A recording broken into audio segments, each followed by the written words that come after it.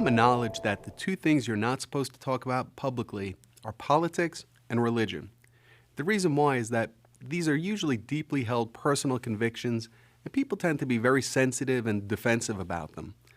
All of the guidance we gave you and the anticipated responses that you could expect from your friends and family also apply to your neighbors and coworkers as well.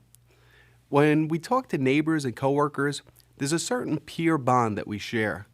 These are usually folks who are in the same status as us, since by definition they live where we live or work where we work. Therefore, we shouldn't use our knowledge of the scriptures to come off haughty or above them. Instead, we should use the parity of the relationship as a starting place. While every circumstance can be different, there's usually an inherent trust with our neighbors and coworkers. Share from a position of how it's been blessing your life, and make it clear that there's an open door for them to join you in your journey, but be sensitive not to come off judgmental.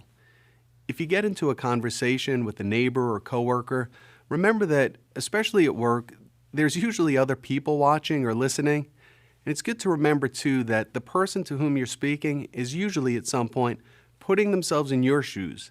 In other words, they're thinking, what's it like to be feeling the way you're feeling, to be talking the way you're talking? They might be wondering to themselves how their spouse or significant other would respond if they started talking about the Bible the way you do. Also, if you wind up disagreeing, you want to keep it as pleasant as possible because you're still going to be working or living there tomorrow. So when you see them at the copy machine or in the break room or your neighbor while you're mowing your lawn, you don't want there to be ill feelings towards each other. At work, you want to keep in mind that your boss probably isn't paying you to evangelize. So if another person's interested in what you have to say, you should probably schedule a time to have lunch together to talk about it further. According to Colossians, whatsoever you do, do it heartily as to the Lord and not unto men. And that applies especially at work. So having a reputation as an excellent worker who works wholeheartedly as unto the Lord will definitely add to your credibility when you go to share the scriptures. And of course, the opposite is just as true.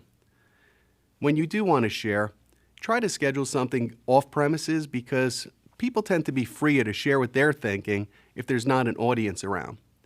And at home, if you're talking to a neighbor, be respectful of their time. They might be politely listening, but if they just went out to get the mail and now feel trapped into a lengthy conversation about religion, you might be winning the battle but losing the war. Give them opportunities to get back to doing what they were doing by taking frequent breaks in the conversation. If they want to know more, they'll know where to find you.